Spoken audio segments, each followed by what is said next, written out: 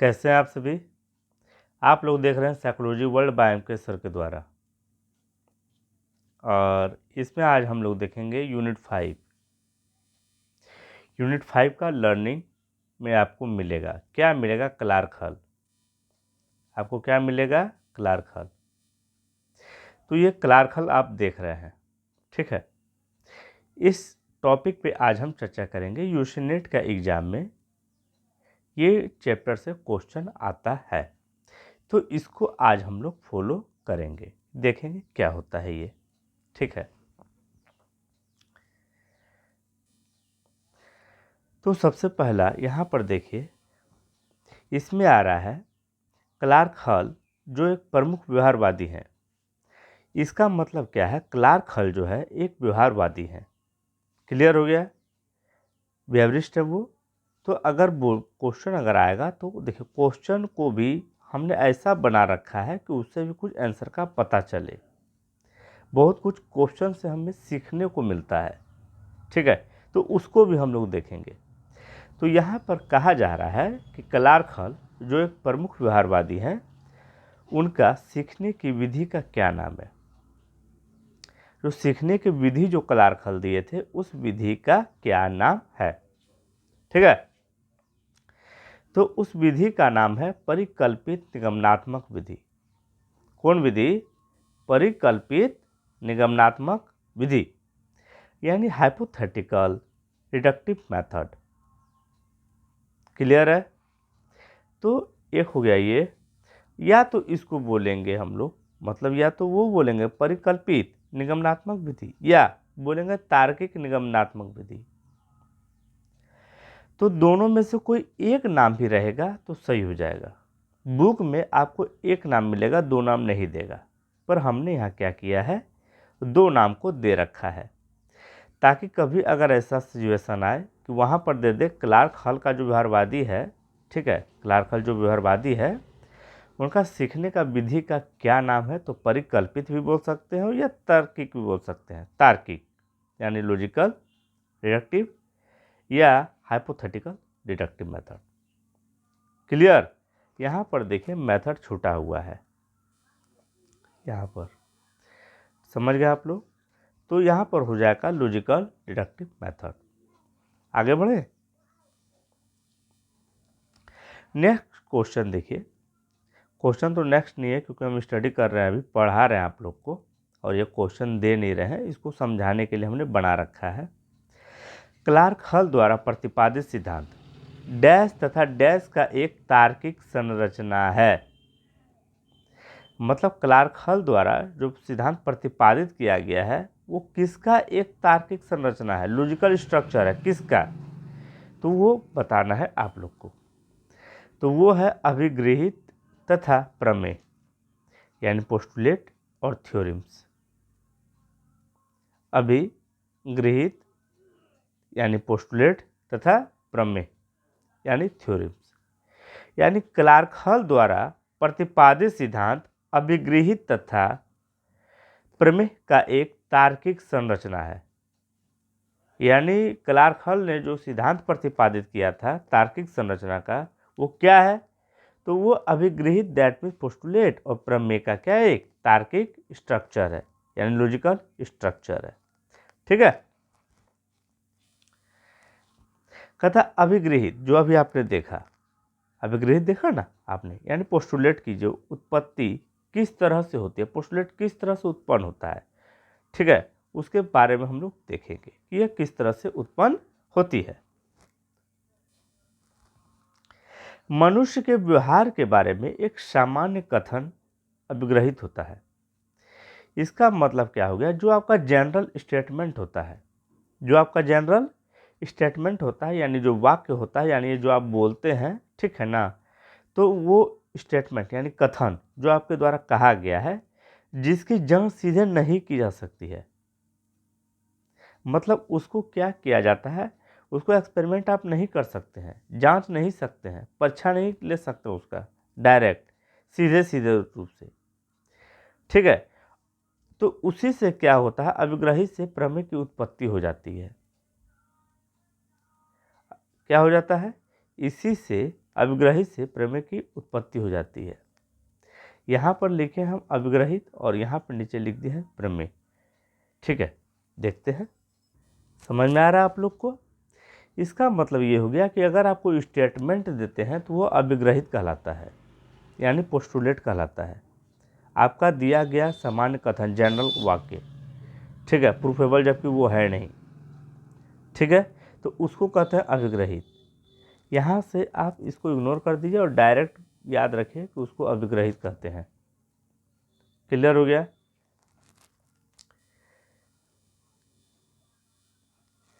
अब देखिए प्रमेय यानी थ्योरम्स, वहाँ पे दो गो था जो लॉजिकल स्ट्रक्चर था। एक था अविग्रहित पोस्टुलेट और दूसरा था प्रमेय, दैट मीन्स थ्योरम। अब देखेंगे थ्योरम क्या होता है। आप लोग जानते होंगे कि ये क्या होता है, ठीक है। प्रमेय किसे कहा जाता है?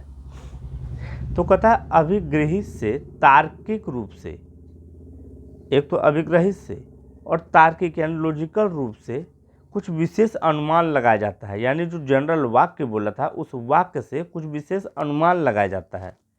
जनरल वाक्य को क्या बोलते हैं? जो सामान्य कथन होता है उसको क्या बोलते हैं? उसको बोलते हैं अभिग्रहित।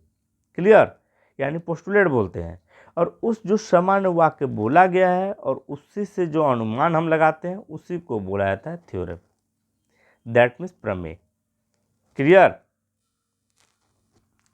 हल के सिद्धांत का स्वरूप आत्मसंशोधक बोला गया है कि हल का जो सिद्धांत है ना वो आत्मसंशोधक है, दैट मीन्स सेल्फ करेक्टिंग है, ठीक है ना, करेक्टिंग है। तो उसको क्या बोला जाता है, मतलब क्या है वो, ठीक है, उसके बारे में हम लोग देखेंगे। तो यहाँ पर जो करेक्शन किया गया है, जो आत्मसंशोधक है, ठीक है ना, उसके जो आत्मस्वरूप होता है, दैट मीन्स हल के सिद्धांत का स्वरूप आत्मसंशोधक होता है। आप लोग को पता चल गया, ठीक है। वो क्या होता है आत्मसंशोधक, उसके बारे में हम लोग देखेंगे। तब प्रयोग जो प्रमेय की जांच करने के लिए एक प्रयोग किया गया, जैसे अभिग्रहित हो गया सामान्य कथन, उसी से सामान्य कथन से जो हम निकाले हैं उसको कहते हैं प्रमेय। क्लियर हो गया। अब कहता है प्रमेय की जांच करने के लिए आयोजित किया जाता है प्रयोग, जो है अभिग्रहित की जांच करने के लिए नहीं, प्रमेय दैट मीन्स थ्योरम का जांच करने के लिए आयोजित किया जाता है। उसी के द्वारा प्रमेय की पुष्टि नहीं होती है तो वैसी अवस्था में अभिग्रहित कमजोर पड़ जाता है। अगर कोई व्यक्ति हमसे कुछ कह दिया, सामान्य कथन कहा, तो सामान्य कथन कहने के बाद हमने क्या किया, उसका प्रमेय बनाया, यानी उसी से प्रमेय निकाल लिया, थ्योरम निकाल लिया।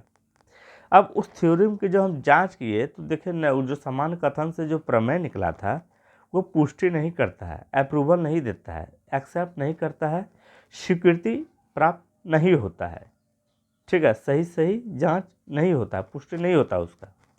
तो वैसी अवस्था में अभिग्रहित कमजोर पड़ गया, यानी सामान्य कथन जो व्यक्ति द्वारा कहा गया था वो पड़ गया वीक, यानी कमजोर। तो उसी में ना उससे क्या हो जाता है, परिवर्तन करने की आवश्यकता की महसूस होता है कि जो सामान्य कथन कहा कोई व्यक्ति जनरल स्टेटमेंट, उसको हम प्रमेय के रूप में लिए, यानी उस कथन को प्रमेय के रूप में लिए, हम लोग थ्योरम के रूप में लिए, प्रूव किए तो सही नहीं पाया गया, तो हम लोग उसको क्या कर देंगे, संशोधक कर देंगे, थोड़ा सा एडजस्टमेंट करेंगे, मॉडिफिकेशन करेंगे, ठीक है ना, उसमें थोड़ा सा चेंजेस करेंगे, तो उसी को कहा जाता है आत्म संशोधक। ठीक है। कहता हल ने अपने सिद्धांत का प्रतिपादन किस वर्ष किया? बहुत अच्छा सवाल है। और अब देख रहे हैं यूजी नेट का जो एग्ज़ाम हो रहा है ना, तो उसमें देख रहे हैं कि आप बहुत ज़्यादा, मतलब बहुत ज़्यादा क्या कर रहा है, नाम पूछ रहा है साइकोलॉजिस्ट का, और ऊपर से डेट भी मेंशन कर रहे हैं वो लोग, तो उसको हम लोग फोकस थोड़ा ध्यान से करेंगे। तो हल ने अपने सिद्धांत का प्रतिपादन किस वर्ष किया था? तो 1942 में किया था, जैसा कि आप देख रहे हैं। हल ने कब किया था अपने सिद्धांत का प्रतिपादन अधिगम का? तो 1942 में किया था।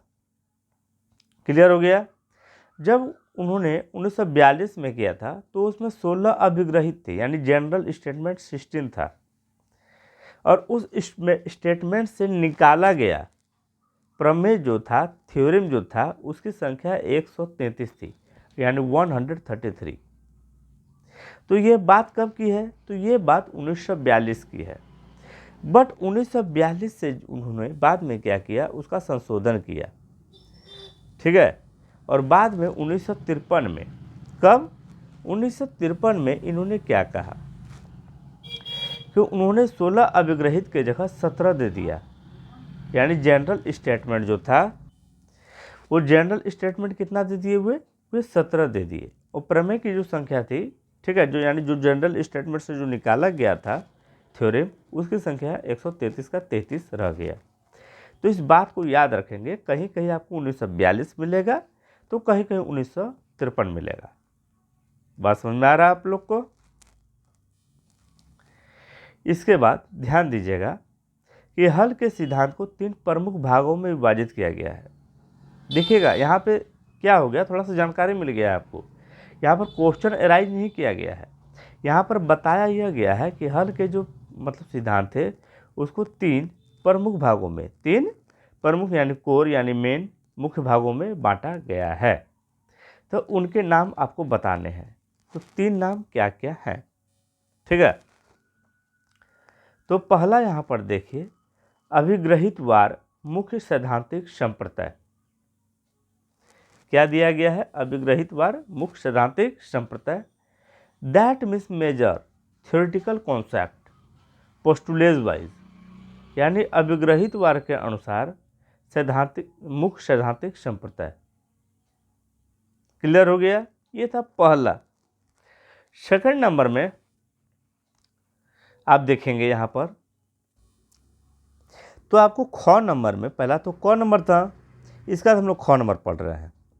तो 1952 तथा 1943 के ईस्वी के सिद्धांतों में, 1952 और 1943 यानी 1943 के सिद्धांतों में प्रमुख अंतर जो था उसके बारे में चर्चा किया गया है। यानी हल के सिद्धांत को अगर आपको जानना है तो इस 3, तो क, ख और एक और है, वह है ग। उसमें क्या कहा गया कि 4 स्तरीय यानी 4 स्तरीय पूर्वकथन तंत्र में चरों का हल द्वारा प्रतिपादित सारांश। अब देखिए यहाँ पर, अगर आपको हल के सिद्धांत को जानना है अच्छी तरीके से तो आपको इन तीनों को पढ़ना होगा, तीनों को पढ़ना होगा। तो पहला है अभिग्रहित वार मुख्य सैद्धांतिक संप्रदाय, that means major theoretical concept postulate wise. Clear? इसके बाद कहता है नंबर ख, 1952 तथा 1943 के सिद्धांतों में प्रमुख अंतर जो है उसके बारे में, यानी major differences between Hull's 1943 and 1953 theory. Clear? ग नंबर, 4 स्तरीय पूर्वकथनीय तंत्र में चरों का हल द्वारा प्रतिपादित सारांश, यानी हल समरी के बारे में इसमें जो बताया गया 4 स्टेज में, ठीक है, उस सिस्टम के बारे में इसमें चर्चा किया गया है। तो 3 प्रमुख भाग तो आप लोग देख लिए, उनके नाम भी आप लोग देख लिए। इसको अगर स्क्रीनशॉट मारकर आप पढ़ना चाहते हैं तो पढ़ सकते हैं, वरना अब देखिए यहाँ पर ना ख और ग को हमने येलो कलर से कर रखा है, बट क जो है वो है रेड कलर से। इसका तात्पर्य यह है कि अभी हम क नंबर को इंडिकेट करेंगे, यानी उसको डिफाइन करेंगे, ठीक है, यानी फोकस करेंगे क नंबर को। तो क नंबर देख लीजिए यहाँ पर आ चुका है। इसमें अभिग्रहित वार मुख्य सैद्धांतिक संप्रदाय, that means major theoretical concepts postulate wise को जो बांटा गया है उसको भी, ठीक है ना, यानी इसको क्या गया, सब डिवाइडेड किया गया है। पहले होता है क्या, पहले हम लोग 3 भाग में डिवाइड किए। 3 भाग में से पहला भाग था अभिग्रहित मुख्य सैद्धांतिक संप्रदाय, इसको भी हमने डिवाइड किया है, तो उसको भी आप लोग देख लीजिए। तो पहला है अभिग्रहित उद्दीपक चिन्ह तथा बाहरी वातावरण का ज्ञान। मतलब अभिग्रहित का है ना, ये इसका कॉन्सेप्ट है ना ये। तो उद्दीपक चिन्ह, उद्दीपक का जो सिंबल होता है उसके चिन्ह के बारे में बात कर रहे हैं हम लोग, और बाहरी वातावरण यानी एक्सटर्नल इन्वायरमेंट के बारे में बात कर रहे हैं। ठीक है, ये हो गया। इसके बाद अभिग्रहित संवेदी आवेगों की अंतःक्रिया। अभिग्रहित संवेदी आवेगों की अंतःक्रिया, ये हो गया दूसरा। थर्ड नंबर, अभिग्रहित अनार्जित व्यवहार। मतलब अनार्जित वो व्यवहार जो हम लोग अर्जित नहीं करते हैं, वो व्यवहार अनार्जित व्यवहार। ऐसा नहीं है कि हम डिफाइन नहीं करेंगे, आई विल ट्राई। ठीक है, इसके बाद क्या है, सामीप्यता तथा नियरेस्ट जो होता है, सामीप्यता तथा परिणोद, दैट मीन्स ड्राइव, सीखने के लिए आवश्यक परिस्थिति यानी सिचुएशन। ठीक है, सामीप्यता, नियरेस्ट तथा परिणोद जो ड्राइव होता है, उसमें हास यानी हानि यानी लॉस, सीखने के लिए आवश्यक परिस्थिति। क्लियर हो गया। और क्या क्या है उसको हम लोग देखेंगे। और है अभिग्रहित उद्दीपक सामान्यकरण, नंबर 5 में है, यानी उद्दीपक जो है उसका जनरलाइजेशन के बारे में चर्चा किया गया है। पर्णों से संबंध उद्दीपक यानी related to drive stimulus. Okay, इसके बाद चर्चा किया गया है प्रतिक्रिया अंतःशक्ति प्रणोद यानी इंटरनल एक्शन। ठीक है, इंटरनल पावर तथा प्रणोद तथा आदत शक्ति का परिणाम होता है, यानी प्रतिक्रिया जो होता है, प्रतिक्रिया अंतःक्रिया प्रणोद, आदत शक्ति का क्या होता है, परिणाम होता है। इसके बाद अभिग्रहित अनुक्रिया करने से थकान उत्पन्न होता है, जिससे अनुबंधित अनुक्रिया में क्या होती है, बाधा होती है। चलिए देख लिया आप लोग, और भी आगे बढ़ेंगे हम लोग और उसको देखेंगे अच्छी तरीके से। ये हो गया 9 नंबर, और ये बता रहा है क्या, अनुक्रिया न करने की, अनुक्रिया न करने की सीखी गई प्रवृत्ति की अनुक्रिया, ये भी अभिग्रहित है, पोस्टुलेट है ये भी। ठीक है, कौन नंबर का ये, 9 नंबर। ठीक है, 3 बताए थे, तीसरा का 9 नंबर है ये। क्लियर हो गया। ये है 10 नंबर, और 10 नंबर क्या कह रहा है कि सीखी गई अनुक्रिया को अवरुद्ध करने वाले कारक जो रोकता है, उस कारक एक क्षण से दूसरे क्षण में परिवर्तित होते रहते हैं। एक क्षण से दूसरे क्षण में क्या होते रहते हैं, वो परिवर्तित होते रहते हैं। 11 नंबर दिया है कि किसी भी सीखी गई अनुक्रिया के उत्पन्न होने के लिए, अगर कोई आप अनुक्रिया सीखे हैं तो उसको उत्पन्न होने के लिए, ठीक है ना, प्रोड्यूस होने के लिए यह आवश्यक है कि क्षणिक प्रभावी प्रतिक्रिया, क्षणिक प्रभावी प्रतिक्रिया अंतःशक्ति एक निश्चित मूल्य से अधिक हो। जो अंतःशक्ति है वो जो निश्चित मूल्य होता है उससे अधिक होना चाहिए। ठीक है,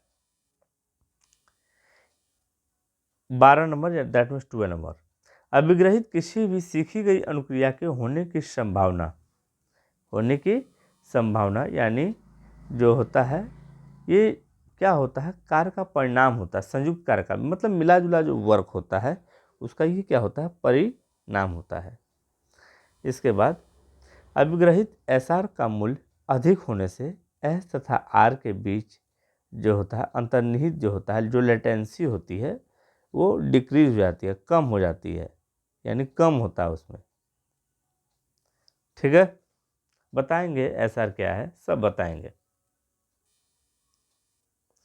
अभिग्रहित एसी का मूल्य से विलोपन के प्रतिरोध का निर्धारण होता है। एक और चीज़ है, जब आपको कोई चीज़ समझ में नहीं आए तो 2 बार 3 बार देखने से वही चीज़ अच्छी तरह से समझ में आती है।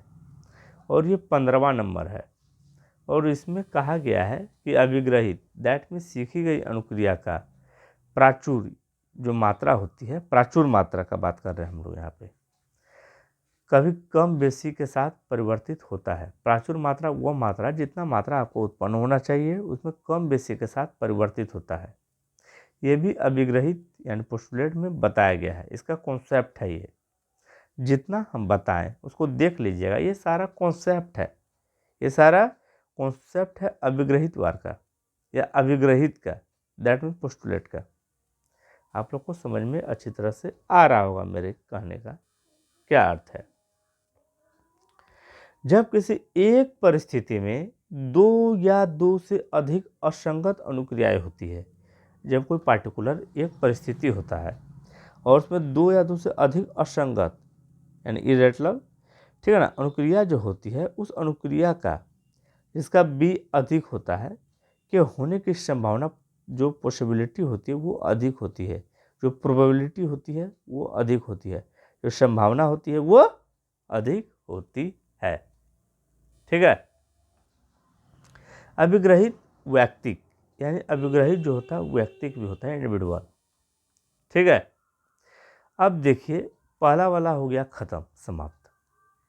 उसको दोबारा अगर आप देख लेते हैं, दोबारा अगर देख लेते हैं तो वो समझ में आ जाएगा कि अभिग्रहित वार का क्या क्या कॉन्सेप्ट है, क्या क्या कॉन्सेप्ट है। अगर हम बताने जाते तो वीडियो बहुत लेंदी हो जाता, पर हमने कुछ कुछ बताया है। इसके बाद हम लोग स्टार्ट करेंगे ख नंबर। अगर कहिएगा तो फिर से हम स्टार्ट करके उसको अच्छी तरह से डिफाइन कर सकते हैं आप लोग के लिए। ठीक है, तो देखते हैं। चलिए एक समरी के रूप में इसको लेंगे, फटाफट हम कहेंगे। उद्दीपक चिन्ह तथा बाहरी वातावरण का ज्ञान, यानी उद्दीपक से आपको उसका बाहरी वातावरण का ज्ञान की पता चल जाता है, ज्ञान के बारे में पता चल जाता है, आपको ज्ञान की परिस्थिति के बारे में नॉलेज हो जाता है। सेकंड नंबर में क्या कह रहा था कि बोल रहा था कि संवेदी आवेगों की अंतःक्रिया, यानी अगर संवेदना अगर होती है तो उसके अंतःक्रिया के बारे में भी इसमें अभिग्रहित वार में बताया गया है, ये इसका कॉन्सेप्ट है। इसके बाद जो होता है अनर्जित व्यवहार, वह व्यवहार जो कुछ कुछ हम सीख जाते हैं जबकि सीखना नहीं चाहते हैं, वो मतलब अर्जित व्यवहार, जिसको अर्जित हम नहीं करना चाहते लेकिन अर्जित हो जाता है। कभी कभी क्या होता है कि लोग अगर गाली दे रहे हैं, अगर आप भी वहाँ उपस्थित रहते हैं तो धीरे धीरे उस वातावरण का मोमेंट का प्रभाव आपके ऊपर पड़ जाता है। यहाँ देखिए कथा सामीप्यता तथा प्रणोद हाथ सीखने के लिए आवश्यक परिस्थिति। अगर आप नियरेस्ट जाते हैं और जो ड्राइव उत्पन्न होता है सामीप्यता तथा प्रणोद हाथ सीखने के लिए आवश्यक परिस्थिति, मतलब अगर सामीप्यता से और ड्राइव से अगर हानि अगर सीखा जाता है तो वैसी परिस्थिति उत्पन्न होने के बाद ही आवश्यक है कि आप सीख पाइएगा, वरना नहीं सीख पाइएगा। इसके बाद यहाँ पर देखिए क्या लिखा हुआ है, उद्दीपक सामान्यकरण, जनरलाइजेशन क्या होता है। जैसे आपको हम क्या किए, एक मतलब ये पावलोव के बारे में तो पढ़े ही थे, उन्होंने कुत्ते पर प्रयोग किया था, स्किनर ने चूहा पर जो प्रयोग किया था, तो वहाँ पर आप देखे होंगे, मतलब पढ़े होंगे, हमने जो वीडियो दे रखा है उसमें आप देखे होंगे कि अगर कुत्ते को अगर हम क्या करते हैं, घंटी की आवाज़ अगर देते हैं, जिसको अनकंडीशनिंग स्टिमुलस कहा जाता है, यूसीएस कहा जाता है, तो अगर घंटी की आवाज़ अगर कुत्ते को देते हैं तो कुत्ते को ना 1000 हर्ट्ज का साउंड देकर हम उसको आदत लगा दिए, मतलब घंटी बजाए 1000 हर्ट्ज और वो आवाज़ देने के बाद उसको भोजन दिया जाता था। लेकिन जब हम क्या किए, उसको 900 यानी 900 हर्ट्ज, 1000 नहीं 900 हर्ट्ज जब भोजन दिए तो वो थोड़ा सा कम कर दिए लार मुँह में लाना, और उनको भोजन दिया गया। जब 800 कर दिए तो इसके बाद नहीं देने लगे, तो वो डिफरेंस समझ में आ गया उनको, और वो जनरलाइज किए कि अरे इतना आवाज़ होगा तभी हमको भोजन मिलेगा, नहीं तो भोजन नहीं मिलेगा। आप लोग अच्छी तरह से समझ गए होंगे। इसके बाद बोला गया प्रणोद से संबंधित, यानी आपका जो ड्राइव है, जो प्रणोद है, ठीक है, तो वो उद्दीपक से संबंधित होता है। जरूरी नहीं है कि हर उद्दीपक स्टिमुलस समान थिंग्स, ठीक है, कोई वस्तु को देखकर, कोई वस्तु स्टिमुलस को यानी कोई समान यानी थिंग्स, कोई वस्तु को देखकर आपका प्रणोद जो है ड्राइव बहुत ज़्यादा होगा, ये कोई जरूरी नहीं है। सबके लिए अलग अलग होता है, सिमिलरिटी नहीं पाया जाता सभी में, कुछ चेंजेस होते हैं। यानी जो आपका ड्राइव है वो आप मतलब किसी उद्दीपक को देकर हो सकता है आपका ड्राइव उत्पन्न न हुआ हो, ठीक है, तो पर्णों से संबंध उद्दीपक, क्लियर हो गया। इसके बाद यहाँ पे कह रहा है प्रतिक्रिया अंतःशक्ति पर्णोद। अब देखिए यहाँ पर प्रतिक्रिया अंतःशक्ति पर्णोद तो आदर्श शक्ति का परिणाम होता है।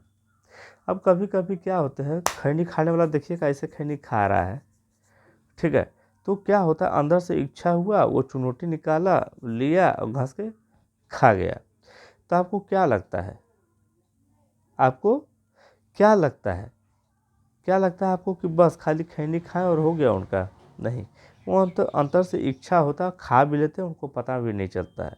तो प्रतिक्रिया अंतःशक्ति पूर्णता आदर्श शक्ति का परिणाम होता है, तब से मानकर चलिए। तो समझ में आ गया होगा आप लोग को। इसके बाद कहता है कि अनुक्रिया करने से थकान उत्पन्न होती है। स्वाभाविक सी बात है, अगर आप कोई कार्य करते हैं, प्रतिक्रिया देते हैं किसी का, तो थकान तो महसूस होगा ही, ठीक है। और थोड़ा सा क्या होता है, अनुबंधित अनुक्रिया में भी बाधा पहुंचता है। अनुबंधित यूसीएस से बाधा पहुंचता है। अगर सपोज अगर आप थक गए हैं और नियम है कि घंटी बजेगा, बाबू आपको दौड़ना पड़ेगा, ठीक है, तो घंटी तो बजा लेके आप थके हुए हैं, दौड़िएगा कैसे? तो वहाँ पर क्या हो गया, अनुक्रिया करने में आपको बाधा पहुंचा, ठीक है, अनुबंधित अनुक्रिया करने में, क्योंकि घंटी अनुबंधित है यहाँ पे, ठीक है। इसके बाद कहता है अनुक्रिया न करने की सीखी गई प्रवृत्ति की अनुक्रिया।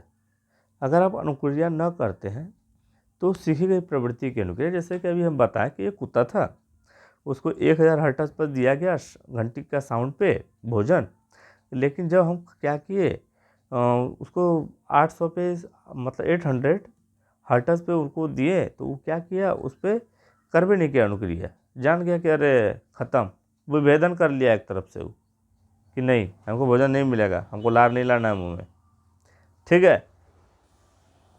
इसके बाद कहता है सीखी गई अनुक्रिया को अवरुद्ध करने वाला कारक। जब वो जान गया कि भोजन हमको नहीं मिलेगा, तो काहे हम लार लाएंगे मुँह में, तो वो अवरुद्ध कर लिया वो अपने आप को। और यहाँ पर कह रहा है किसी भी सीखी गई अनुक्रिया को उत्पन्न होने के लिए यह आवश्यक है कि क्षणिक प्रभावी प्रतिक्रिया अंतःशक्ति निश्चित मूल्य से अधिक हो। जो जनरल मूल्य होता है, जैसे मतलब कि जैसे भोजन आपको दिया गया है, ठीक है, तो जो लार आती है, कोई विशेष भोजन अगर देंगे आपको और आंतरिक शक्ति आपकी उत्पन्न हो जाएगी, तो आपका अनुक्रिया ज़्यादा होगा। निश्चित मूल्य से अधिक होने पर ही अनुक्रिया ज़्यादा होता है, यह आवश्यक है अनुक्रिया उत्पन्न होने के लिए। सामान्य तो सामान्य रहेगा, उससे ज़्यादा होगा तो बेटर है, क्लियर। अब यहाँ कह रहा है किसी भी सीखी गई अनुक्रिया के होने की संभावना SCR तथा L संयुक्त परिणाम है, ये दोनों मिक्स करके ही ये सीखी जाती है। अनुक्रिया आपको मिक्स करके सीखा जाता है, ठीक है। यानी किसी भी सीखी गई अनुक्रिया के होने, अगर आप कुछ सीख लिए हैं एक बार कि सर आएंगे तो क्लास में खड़ा होना है, तो बस ऑटोमेटिक सर आए आप खड़ा हो गए, इसका आपको सोचने समझने की आवश्यकता नहीं पड़ती है, ठीक है।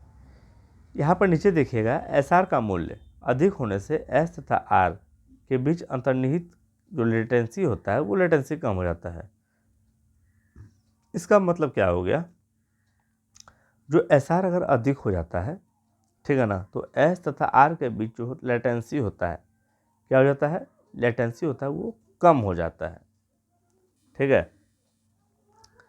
अब यहाँ पर आप देखेंगे, आप लोग को समझ में आ गया होगा।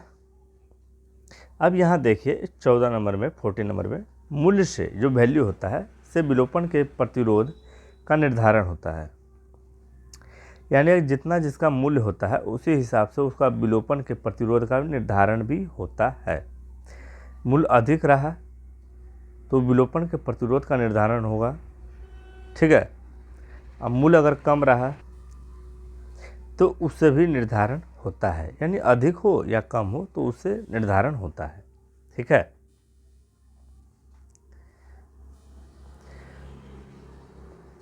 फिफ्टी नंबर देखिए, सीखी गई अनुक्रिया, जो आप बता चुके थे कि अगर आप अनुक्रिया सीख लेते हैं और प्राचुर मात्रा में कम बेसिक के साथ परिवर्तित होते रहता है, जो सीखा गया आपका अनुक्रिया है तो कभी कम या कभी बेशी होते रहता है, परिवर्तित होते रहता है।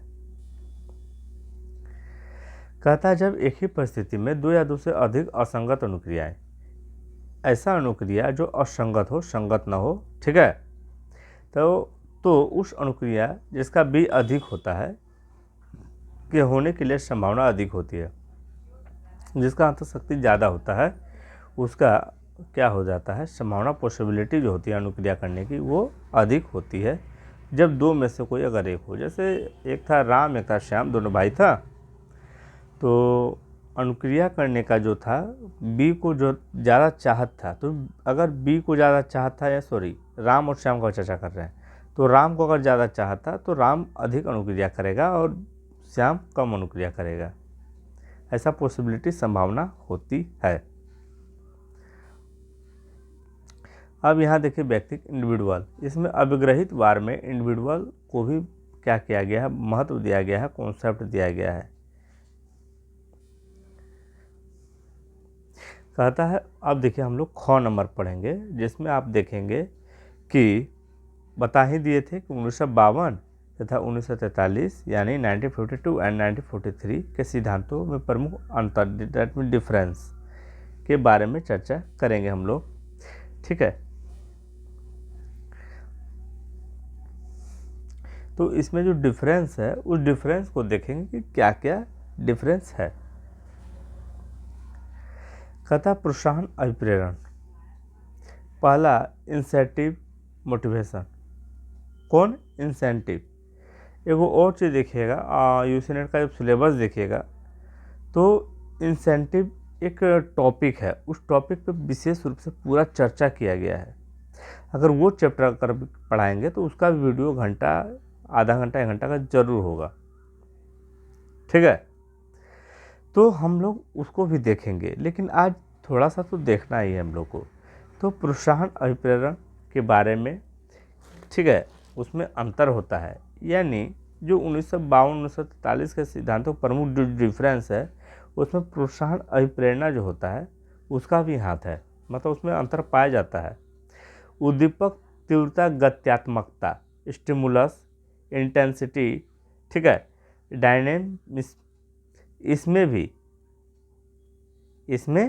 भी क्या हो जाता है, डिफरेंस पाया जाता है। यानी प्रोत्साहन अभिप्रेरणा में डिफरेंस पाया जाता है, उद्दीपक, तीव्रता, गत्यात्मकता में भी डिफरेंस पाया जाता है, यानी स्टिमुलस, इंटेंसिटी में, ठीक है।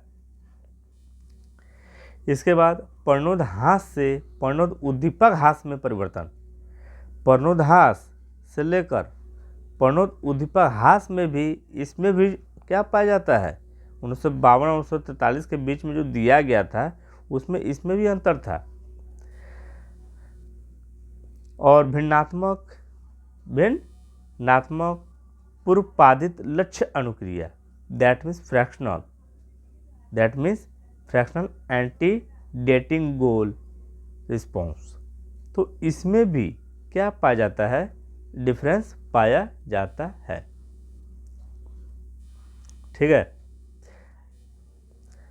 नंबर 5 आदर्श समूहन पदानुक्रम, आदर्श समूहन पदानुक्रम यानी हैबिट, फैमिली, हायरार्ची। यहाँ हैबिट का स्पेलिंग लगता है मिस्टेक है, तो यहाँ पर आप देखेंगे कि हैबिट, फैमिली, हायरार्ची, तो 5 आपने देख लिया, उसमें से पहला नंबर का हम लोग जिक्र करेंगे। तो पहला नंबर में क्या था, प्रोत्साहन अभिप्रेरणा, उसमें डिफरेंस पाया जाता है, ठीक है ना। तो किसमें डिफरेंस पाया जाता है, प्रोत्साहन अभिप्रेरणा में, दैट मीन्स इंसेंटिव मोटिवेशन में, तो उसका हम लोग देखेंगे। सबसे पहला बात, इसका जो चिन्ह होता है प्रोत्साहन अभिप्रेरणा का, उसको हम लोग के से इंडिकेट करते हैं। सांकेतिक चिन्ह क्या है प्रोत्साहन अभिप्रेरणा का, के। प्रोत्साहन अभिप्रेरणा का सांकेतिक चिन्ह क्या है, के। अब हम लोग बात करेंगे कि किस ईस्वी के सिद्धांत में हल ने पुनर्बलन की मात्रा को सीखने का चर माना था, यानी मैग्नीट्यूड ऑफ रेनफोर्समेंट को क्या हुआ था, लर्निंग वेरिएबल्स माना था। कौन? हल ने। तो वो कौन सा वर्ष था? तो 1943 में या 1943 में। क्लियर? मानने के बाद आप थोड़ा ये देख लीजिए कि पुनर्बलन की मात्रा अधिक होने से, किसकी मात्रा? पुनर्बलन। पुनर्बलन की मात्रा अधिक होने से प्रणोद में कमी अधिक होती है। अगर प्रणोद आपका अगर ज़्यादा है, ड्राइव अगर ज़्यादा है, तो क्या होगा? पुनर्बलन अगर रिन्फोर्समेंट अगर अधिक है तो प्रणोद में कमी अधिक होती है, यानी ड्राइव जो होता है उसमें कमी आ जाती है, तथा इस तरह से एच में वृद्धि भी अधिक होती है। और इससे क्या होता है? एच में वृद्धि भी अधिक होती है। परंतु बाद में शोध में अब बताया कि कुछ परिवर्तन किया, बोला कि नहीं, ये पूर्ण रूप से सही नहीं है, तो उसके बारे में भी जिक्र तो होगा ही। यहां देखिए सवाल आ रहा है कि किसने कहा जब पुनर्बलन की मात्रा में परिवर्तन किया जाता है? तो समझिएगा बात को आप लोग। किसने कहा जब पुनर्बलन की मात्रा में परिवर्तन किया जाता है तो उससे सीखने की क्रिया पूर्ण होने के बाद भी निष्पादन में अंतर हो जाता है। मतलब क्या होता है? जब पुनर्बलन की मात्रा में परिवर्तन किया जाता है, रिइंफोर्समेंट में जब परिवर्तन किया जाता है तो सीखने की क्रिया पूर्ण होने के बाद भी, कंप्लीट हो चुका है आपका, फिर भी परफॉर्मेंस में अंतर हो जाता है। ये बात किसने बताया था? तो क्रेसी ने बताया था 1942 और 1944 में। क्रेसी ने कब बताया था? वहाँ देखिए इंग्लिश में ना क्रेस्पी लिखा है, तो क्रेस्पी ही आप लोग बोलिएगा। क्रेस्पी ने बताया था 1942 और 1944 में, तथा जो जीमैन है, कौन मैन? जीमैन ने बताया था 1949 में। ठीक है, तो किसने बताया था? क्रेसी ने बताया था, यानी क्रेस्पी ने 1942-1944 में, तथा जीमैन जो बताए थे 1949 में बताए थे वो। अब देखिएगा, क्रेस्पी ने प्रोत्साहन अभिप्रेरणा पर प्रयोग किस प्रकार किया? यहाँ प्रयोगन लिखा है, उसको हटा दीजिएगा दिमाग से आप लोग। तो क्रेस्पी ने प्रोत्साहन अभिप्रेरणा पर जो प्रयोग किया था वो किस प्रकार किया? जब पशु को अधिक मात्रा में पुनर्बलन देकर भूल भुलैया में दौड़ने के लिए प्रशिक्षित करने के बाद छोटा पुनर्बलन दिया जाने लगा तो वैसी परिस्थिति में पशुओं का निष्पादन स्तर तेजी से गिरने लगा। यानी जब कोई पशु को सिखा दिया गया था और सिखा के पुनर्बलन, दैट मीन्स एक पशु को सिखा दिया गया और सिखाने के बाद क्या किया, जो भोजन दिया गया वो मात्रा कम कर दिया गया भोजन का, तो क्या देखा कि अरे ये तो क्या कर रहा है, यही कर रहा है कि उसका जो परफॉर्मेंस था, ठीक है, वो क्या होने लगा, धीरे धीरे परफॉर्मेंस गिरने लगा। लेकिन अगर हम ज़्यादा दे देते हैं तो परफॉर्मेंस बढ़ने लगता है। ऐसा देखा गया किसके द्वारा? क्रेस्पी के द्वारा। बात समझ में आ रही है आप लोग को? हल ने प्रोत्साहन अभिप्रेरणा, दैट मीन इंसेंटिव मोटिवेशन पर प्रयोग कर क्या कहा? इन्होंने, हल ने इंसेंटिव मोटिवेशन पर क्या कहा? उन्होंने अपना स्टेटमेंट क्या दिया? इन्होंने समान कथन क्या दिया? इन्होंने कि मात्रा में परिवर्तन होने से, समान कथन को अभिग्रहित कहा जाता है, पता है ना? तो मात्रा में परिवर्तन होने से निष्पादन में हुए परिवर्तन की व्याख्या को एच में परिवर्तन के रूप में नहीं किया जा सकता है या किया जा सकती है, क्योंकि वैसा परिवर्तन बहुत ही तीव्र होता है। इसका मतलब आप लोग क्या समझे कि मात्रा में अगर कोई मात्रा है, जैसे खाना की मात्रा है, अगर उसमें परिवर्तन होने से निष्पादन में हुए परिवर्तन की व्याख्या को एच में परिवर्तन के रूप में नहीं किया जा सकता है, इसको एच के रूप में हम नहीं ले सकते हैं, क्योंकि वैसा परिवर्तन बहुत ही तीव्र होता है। ये चेंज जो होता है बहुत ही तीव्र गति से होता है। ठीक है, हल ने क्रेस्पी प्रभाव किसे कहा है? अगर हल की बात माने तो उन्होंने क्रेस्पी प्रभाव किसे कहा है? यहाँ पर देखिए, पुनर्बलन में परिवर्तन के बाद, किसमें? पुनर्बलन में परिवर्तन के बाद निष्पादन में हुए तीव्र परिवर्तन को यानी अगर भोजन का परिवर्तन अगर कर देते हैं तो उससे जो निष्पादन यानी परफॉर्मेंस में जो परिवर्तन होता है, यानी जैसे भोजन दिए और लार बहुत मतलब कम भोजन दिए तो कम लार लाया, या उसको यहाँ पे देखिए परफॉर्मेंस का मतलब यहाँ जैसे ना कोई कार्य कर लिया कोई जानवर और इसके बाद हम उसको भोजन देते हैं, ठीक है, तो उस परिवर्तन को हल ने क्रेस्पी प्रभाव कहा है, ठीक। और अगर कम भोजन देते हैं तो परफॉर्मेंस धीरे धीरे लो हो जाता है, ज़्यादा भोजन देते हैं परफॉर्मेंस बढ़ जाता है, ठीक है। तो इसी को क्रेस्पी प्रभाव कहा है, किसने? हल ने। थोड़ा सा और है, आप लोग नीचे देख, प्राणी छोटा प्रोत्साहन जो आपको बताएं अभी तथा बड़ा प्रोत्साहन दिए जाने पर यानी बड़ा इनाम दिए जाने पर समान गति से सीखता है, लेकिन उसका निष्पादन अंतर हो जाता है। बड़ा प्रोत्साहन के देने से निष्पादन स्तर छोटा प्रोत्साहन देने निष्पादन स्तर से अधिक सही होता है। यानी बड़ा प्रोत्साहन आप दीजिए, बड़ा इनाम दीजिए, तो जानवर जो है अत्यधिक परफॉर्मेंस उनका बढ़ जाता है, अच्छा होता है। अब देखिए यहाँ पर प्रोत्साहन अभिप्रेरणा हो गया खत्म। अब आ गए उद्दीपक तीव्रता गत्यात्मकता में। उद्दीपक तीव्रता गत्यात्मकता में आ गए, ठीक है। आदर्श समूहन पदानुक्रम उसके 5वां नंबर का है, हमको 2 नंबर देखना है। तो उद्दीपक तीव्रता गत्यात्मकता का संकेत, जैसा कि आप यहाँ क्वेश्चन देख रहे हैं, उद्दीपक तीव्रता गत्यात्मकता का संकेत क्या होता है? तो उद्दीपक तीव्रता गत्यात्मकता का संकेत क्या होता है? तो उसका संकेत होता है भी, यानी भी से उद्दीपक तीव्रता गत्यात्मकता को इंडिकेट किया गया है। क्लियर हो गया? इसको ये क्या क्या होता है उसके बारे में हम लोग जिक्र करेंगे। यानी उद्दीपक तीव्रता गत्यात्मकता क्या होता है, ठीक है। तो बाहरी उद्दीपक दैट में एक्सटर्नल स्टिमुलस की तीव्रता जितनी ही अधिक होती है, यानी कोई वस्तु है उसकी जो तीव्रता है जितना अधिक होगा, सीखी गई अनुक्रिया के होने से संभावना उतनी ही अधिक बढ़ जाती है। यहाँ पर देखिए बाहरी उद्दीपक का मतलब यह है कि बाहरी उद्दीपक का प्रभाव, स्टिमुलस का प्रभाव जितना किसी पर पड़ता है, अधिक पड़ता है।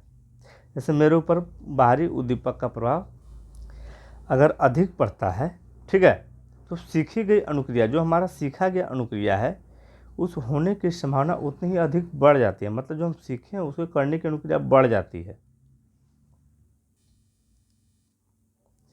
अब नंबर आते हैं थर्ड में। 1952 तथा 1943 के सिद्धांतों में प्रमुख अंतर मेजर जो डिफरेंस था उसके बारे में चर्चा हम लोग करेंगे। तो प्रणोद हास से प्रणोद उद्दीपक हास में परिवर्तन के बारे में हम लोग जानेंगे कि कब हुआ था। तो 1943 में ही हुआ था। कब हुआ था? 1943 ईस्वी में हुआ था। और इसमें हम लोग देखेंगे कि हल ने इसके बारे में क्या कहा, यानी प्रणोद हास से प्रणोद उद्दीपक हास में परिवर्तन के बारे में, और या उसको अंतर्नोद हास भी कहा जाता है, ठीक है। क्या कहा जाता है? अंतर्नोद हास सिद्धांत, दैट मीन्स ड्राइव रिड्यूसन थ्योरी। आँख ना चुंधिया गया है, लगातार हम 43 मिनट से देख रहे हैं अभी, और सामने मेरा मरकरी भी है लाइट। कहता प्राणी को अनुक्रिया करने के बाद जो प्रोत्साहन मिलता है, यानी इंसेंटिव मिलता है, अगर आप कुछ अनुक्रिया करते हैं तो उसके बाद आपको कुछ ना कुछ प्रोत्साहन मिलता है, ठीक है। उससे जब प्राणी के प्रणोद में कमी नहीं होती है, क्या होती है? कमी नहीं होती है, तो सीखने की प्रक्रिया नहीं हो सकती। यानी प्राणी को अनुक्रिया करने के बाद जो प्रोत्साहन मिलता है उससे जब प्राणी के प्रणोद में जब कमी नहीं होती है तो सीखने की प्रक्रिया नहीं हो सकती। समझ में आ गया? हल ने 1943 और 1953 के बारे में कहा, ये तो आपको पता है। 1943 और 1953 के बारे में हल ने बताया था, ठीक है। तो 1943 में उन्होंने कहा, हल ने अंतर्निहित हास्य सिद्धांत कहा गया। 1943 में इसको माना गया अंतर्निहित हास्य सिद्धांत, और 1953 में इसको क्या कहा गया, प्रणोद उद्दीपक हास्य सिद्धांत। तो 1943 में कहा गया अंतर्निहित हास्य सिद्धांत, और 1953 में कहा गया प्रणोद उद्दीपक हास्य सिद्धांत। ड्राइव स्टिमुलस रिडक्शन थ्योरी, और वहां पे drive reduction theory. Okay, clear. अब कहता है हल के 1953 ईस्वी के ईस्वी में सिद्धांत को प्रणोद उद्दीपक हास्य सिद्धांत क्यों कहा गया, वाई। ठीक है, इसको कहा गया प्रणोद उद्दीपक हास्य सिद्धांत यानी 1953 में। ठीक है, तो क्यों कहा गया, कारण क्या था। प्रोत्साहन या पुनर्बलन देने से सचमुच में प्रणोद में कमी नहीं बल्कि प्रणोद से संबंध उद्दीपक में कमी आ जाती है, जिसे इन्होंने एस के रूप में संकेत किया है। यानी प्रोत्साहन या पुनर्बलन देने से सचमुच में रियल में प्रणोद में कमी नहीं बल्कि प्रणोद से संबंध उद्दीपक में कमी आ जाती है। ये प्रणोद में कोई कमी नहीं आता है, बल्कि प्रणोद से संबंध जो उद्दीपक है, स्टिमुलस है, ड्राइव स्टिमुलस, उसमें क्या हो जाती है, डिक्रीज हो जाता है, रिड्यूस होता है, वो कमी आ जाता है, जिसे इन्होंने एस के रूप में संकेत किया। किस रूप में, एस। ठीक है, जैसे भूखा प्राणी को भोजन देने से भूख, दर्द, प्यास और पानी देने से मुंह एवं ओंठ में सूखापन में कमी आ जाती है। ठीक है, बात समझ में आ रहा है कि पूर्ति किए तो प्रणोद में कमी आ गया। भूखा प्राणी अगर है तो भूखा प्राणी को क्या होता है, प्रणोद बढ़ गया, लेकिन जब भोजन देंगे तो शांत हो जाएगा, उसका पेट दर्द खत्म हो जाएगा। अब प्यासा पानी को देंगे तो ओंठ सूखना बंद हो जाएगा। ठीक है ना। आगे बढ़ेंगे हम लोग, देख रहे हैं चौथा नंबर यहाँ पे दिया हुआ है, भिन्नता पूर्वपादित लक्ष्य अनुक्रिया। ठीक है, यानी फ्रैक्शनल, अटेंडेटिंग, गोल रिस्पॉन्स। ठीक है, एंटीडेटिंग, गोल रिस्पॉन्स। और ये येलो वाला ठीक से दिखाई देता है, और रेड कलर जो है जल्दी अब डालेंगे नहीं हम। रेड कलर में क्या होता है, वो थोड़ा धुंधलापन आ जाता है।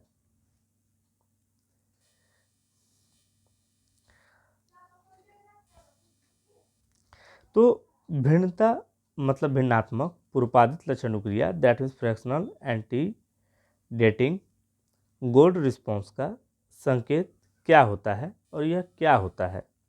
तो इसका संकेत होता है स्मॉल लेटर में आर, कैपिटल लेटर में भी हो सकता है, और बेस जी यानी नीचे होगा वो जी। ठीक है,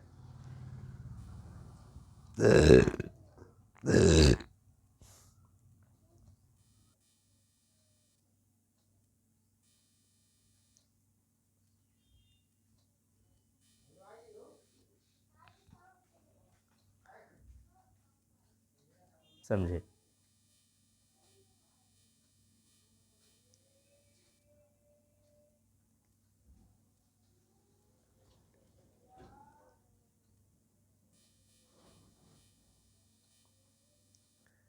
है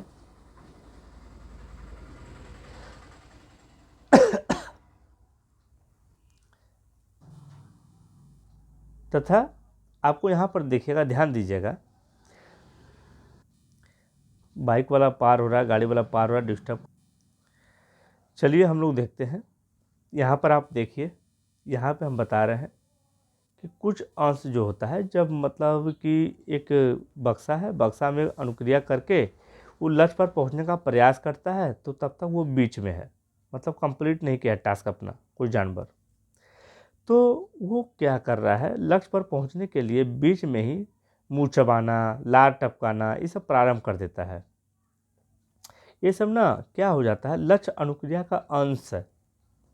ठीक है, तथा कर्ता में पुनर्बलन मिलने की उम्मीद में किए जाते हैं। ये सब जो कर्ता है ना, ये सब क्या है, पुनर्बलन मिलने के। तो क्या हो जाता है यहाँ पे, तो इस ना उम्मीद लगा कर रख लेता है वो कि हम निकलेंगे तो हमको मिलेगा पुनर्बलन यानी भोजन। तो इस उम्मीद को जो लगा के रख लेता है, तो इसीलिए इसे कहा जाता है भिन्नात्मक पूर्वपादित लक्ष्य अनुक्रिया। भिन्नात्मक पूर्वपादित लक्ष्य अनुक्रिया। ठीक है।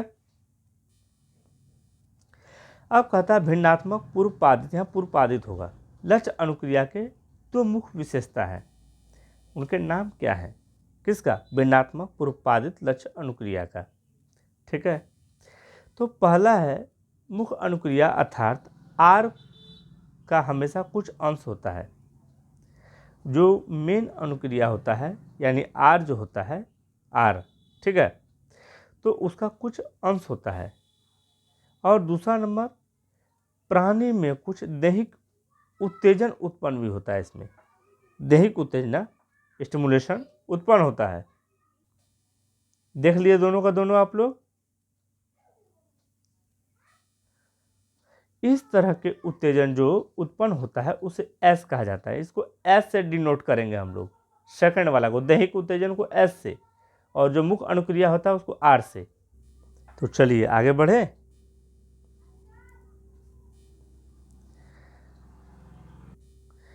इस पेज को अगर आप स्क्रीनशॉट मारकर अगर पढ़ना चाहते हैं तो हमें कोई आपत्ति नहीं है, उसको स्क्रीनशॉट मारकर आप पढ़ सकते हैं। ठीक है। लेकिन इसको पढ़कर ना दिमाग अपना ख़राब कर लीजिएगा आप लोग। उतना ही बता दिए हैं जितना पहले उपयुक्त था आपके लिए। तो हम लोग बढ़ते हैं आगे और 5वां नंबर की ओर। ये 4 नंबर तो ख का देख लिए थे। 5वां नंबर में आदर्श सम्मोहन पदानुक्रम, हैबिट, फैमिली, हायरार्ची क्या होता है, इसके बारे में हम लोग देखेंगे। हल के द्वारा क्या बताया गया था? सीखने के बीच में जो अनुक्रिया होती है, जो सीख रहे थे हम लोग, उसके बीच में जो अनुक्रिया होती है, ठीक है, उन अनुक्रियाओं का एक परिवार या समूहन हो जाता है। क्या हो जाता है? समूहन, फैमिलियर हो जाता है वो, जो एक पदानुक्रम में सुव्यवस्थित रहती है। मतलब एक पदानुक्रम में क्या रहती है? वो सुव्यवस्थित रहती है।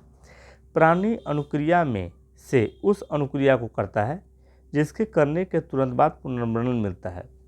तो वैसा अनुक्रिया करता है बीच में ही, प्राणी, व्यक्ति जो भी है, जानवर, जिसके बाद उसको पुनर्वनन मिल जाए, मतलब पुनर्वनन मिलता है, वैसा ही अनुक्रिया करता है। यदि वह इस अनुक्रिया को नहीं करता है तो वह पदानुक्रम के अगले अनुक्रिया को करता है। अगर एक अनुक्रिया नहीं करेगा तो पदानुक्रम का दूसरा अनुक्रिया करेगा, जिससे उसे पुनर्वलन मिलने की उम्मीद होती है। मतलब जब सीख रहा है, जा रहा है, टास्क पूरा कर रहा है, उसके बीच के बारे में चर्चा कर रहे हैं हम लोग। एक अनुक्रिया को अगर नहीं करता दूसरा अनुक्रिया करेगा वो, ठीक है, तो उसे पुनर्वलन मिलने की उम्मीद होती है दूसरा अनुक्रिया करने के बाद। पहला अनुक्रिया नहीं किया तो इस तरह से पदानुक्रम के एक के बाद एक करके अनुक्रिया करते रहता है। इसे ही कहा जाता है आदर्श समूहन पदानुक्रम, हैबिट, फैमिली, हायरार्ची, इसी को कहा जाता है। समझ में आ रहा है आप लोग को? ठीक है।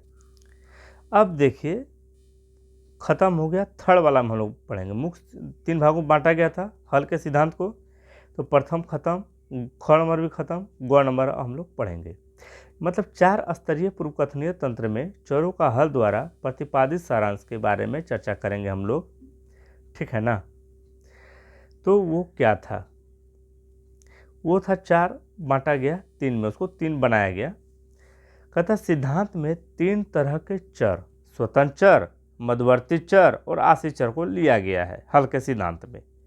स्वतंत्र, मध्यवर्ती और आश्रित। ठीक है? डिपेंडेंट चर, इंडिपेंडेंट चर, इंटरवेनिंग चर, ठीक है, तो लिया गया है। अब इसको देखिए क्या किया गया। हल के 1952 द्वारा 4 स्तरीय, कितने स्तरीय? 4 स्तरीय तंत्र में जो था उसको किस तरह बांटा गया है। तो पहली अवस्था स्वतंत्र चर, याद रखिएगा आप लोग, पहली अवस्था स्वतंत्र चर, दैट मीन इंडिपेंडेंट वेरिएबल्स। दूसरा में क्या है?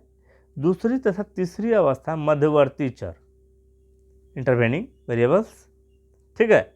यानी पहली अवस्था को दिया स्वतंत्र, दूसरी और तीसरी को दे दिया यहाँ पर मध्यवर्ती, और तीसरा तो आप जानवे करते हैं। ठीक है ना? इसके बाद चौथी अवस्था आश्रित चर, यानी 4 अवस्था के बारे में बताया जबकि चर था 3। तो क्या किया, स्वतंत्र चर को पहला, दूसरा तीसरा को मध्यवर्ती और चौथा को बता दिया आश्रित चर। कौन? हल। कब? 1952 में। हल के सिद्धांत का मूल्यांकन अगर हम लोग करते हैं उसका, तो क्या देखिएगा, हल का सिद्धांत जो काफ़ी क्रमबद्ध तथा वस्तुनिष्ठ है। हल का जो सिद्धांत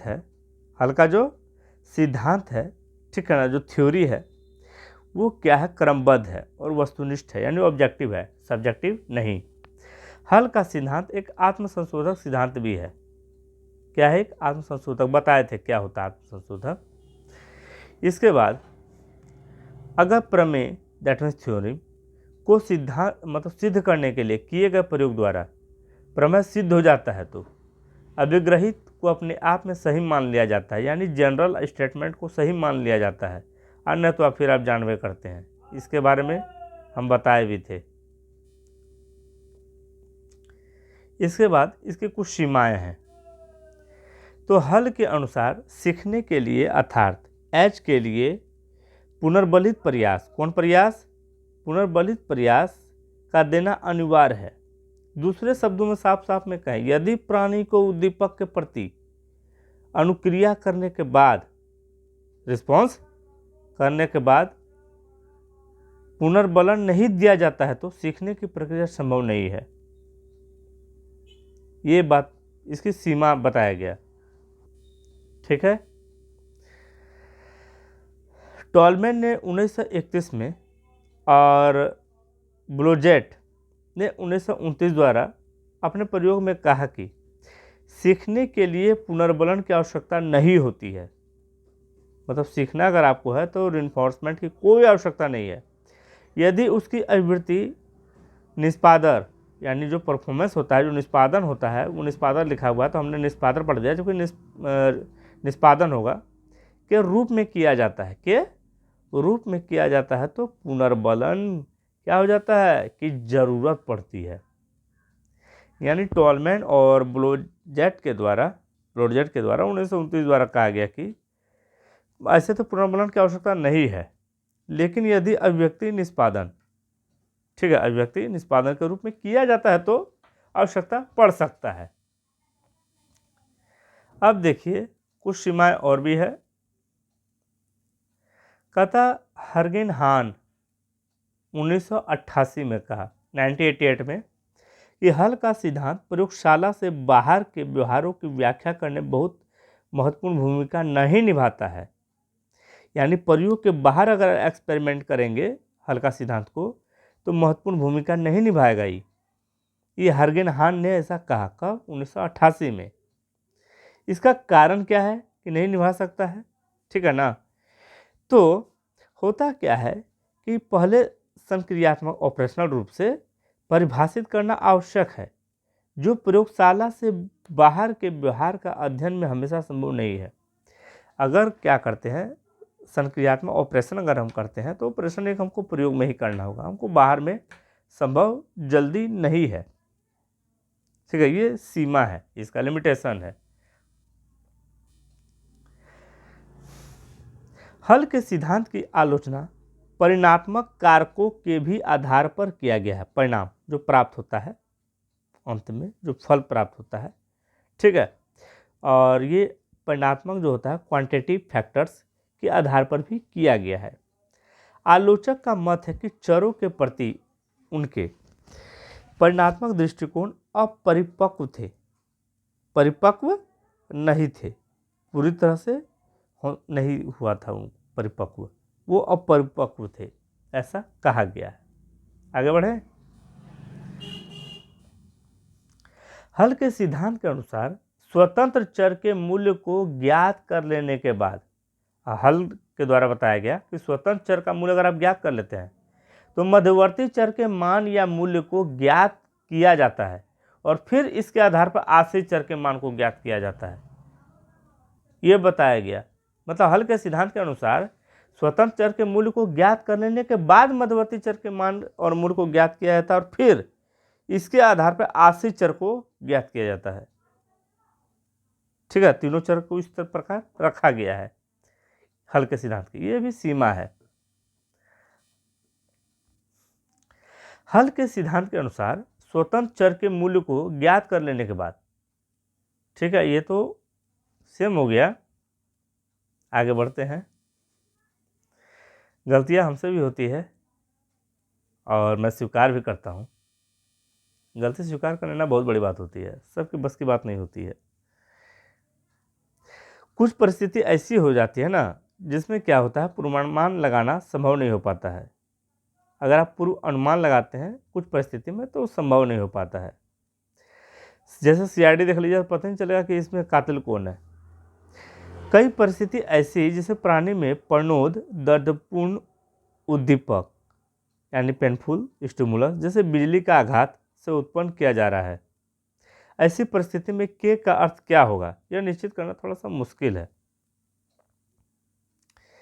यानी ऐसा परिस्थिति उत्पन्न हो गया जैसे प्राणी में प्रणोद दर्दपूर्ण उद्दीपक जैसे बिजली का आघात अगर उत्पन्न किया जाता है तो ऐसी परिस्थिति में के का अर्थ क्या होगा, नहीं थोड़ा कहना क्या हो जाता है, डिफिकल्ट हो जाता है। सामान्य मतलब सामान्य जनरल बात कर किया जा रहा है। के को भोजन या पोषक तत्वों के उपभोग के रूप में परिभाषित किया जाता है। के को इंडिकेट किया जाता है भोजन या पोषक तत्व के उपभोग के रूप में, ठीक है। ऐसी परिस्थिति में यहाँ के किस तरह से परिभाषित किया जाएगा यह स्पष्ट नहीं होता है इस सिद्धांत में, हल के सिद्धांत में, क्योंकि बिजली के आघात को तो भोजन या अन्य पोषक तत्वों के समान खाया नहीं जा सकता है। बिजली के आघात को जब के मान को निर्धारित नहीं किया जा सकता है तो फिर तीसरे स्तर पर, थर्ड स्तर पर चर अर्थात एग्जाम्पल बताया जा रहा है कि मान भी निर्धारित नहीं किया जा सकता, उसको हम वैल्यू नहीं निर्धारित कर सकते हैं, परिणाम नहीं घोषित किया जा सकता है। तब ऐसी परिस्थिति में आश्रित चर को कई पूर्व कल्पना नहीं किया जा सकता, कोई भी पूर्व कल्पना नहीं किया जा सकता है, उसको प्रेडिक्शन नहीं किया जा सकता है, ठीक है। कहता हल के सिद्धांत के कई अभिग्रहित एक ही परिस्थिति में उपयोग हो सकता है। यानी हल के सिद्धांत के कई अभिग्रहित यानी पोस्टुलेट जो होते हैं एक ही परिस्थिति में उपयोग हो सकता है, जिससे द्वंद्वात्मक परिणाम प्राप्त हो जाते हैं, यानी कॉन्फ्लिक्शन संघर्ष प्राप्त हो जाते हैं। ये भी इसकी एक परिसीमाएं हैं सिद्धांत का, इस सिद्धांत क्लार्क हल का सिद्धांत का। अब देखिए यहाँ पे कहता है पूर्ण विलोपन। अगर आपको वीडियो समझ में ना आए तो 2 बार 3 बार देखा कीजिए, 100 का 100% वीडियो समझ में आएगा और एग्जाम में भी आएगा। पूर्व मतलब अच्छा एक और चीज़ बता देते हैं, यूसीनेट का जो एग्ज़ाम हो रहा है उसमें क्या कर रहा है, जो एग्ज़ाम का जो कोर्स मतलब सिलेबस है यूसीनेट का एग्ज़ाम का,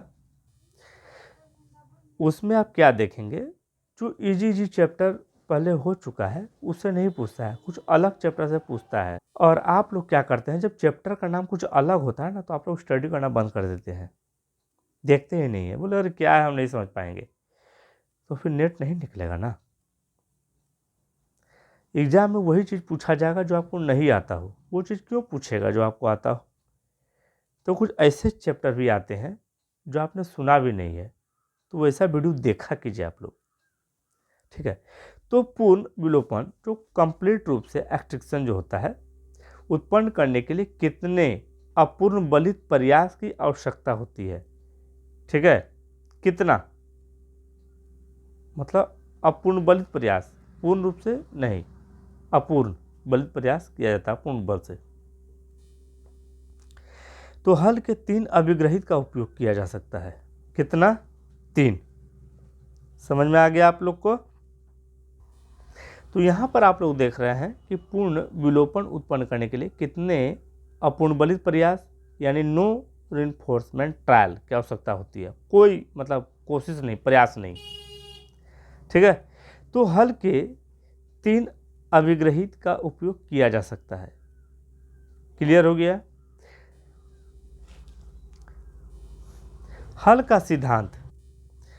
हल का सिद्धांत द्वारा प्रणोद दैट मीन्स पुनर्बलन, दैट मीन्स रिइंफोर्समेंट, विलोपन एवं सामान्यकरण दैट मीन्स जनरलाइजेशन की जो व्याख्या प्रदान की गई है, इस सब के बारे में बताया है पीछे वीडियो में। प्रणोद के बारे में, पुनर्बलन के बारे में, पुनर्बलन के बारे में इस वीडियो में नहीं बताया हूँ, सामान्यकरण के बारे में बताया हूँ कि जो व्याख्या प्रदान की गई है ना, वह आज भी अधिकतर मनोवैज्ञानिक के लिए प्रेरणा का मानक स्रोत माना जाता है, हल के सिद्धांत का, भले आलोचना जितना भी किया गया हो। चलिए, साइकोलॉजी वर्ल्ड में आपका, जैसे कि आप देख रहे हैं, मेरे द्वारा जो वीडियो बना दिया गया है, अगर आपको कुछ समस्या हो, कुछ चैप्टर पढ़ना चाहते हो यूजी नेट का सिलेबस के अनुसार से, या आपके मन की अगर कुछ प्रॉब्लम हो तो वो भी आप शेयर कर सकते हैं, लिख सकते हैं, बता सकते हैं, पूछ सकते हैं। चलिए मिलते हैं नेक्स्ट वीडियो में। Thank you.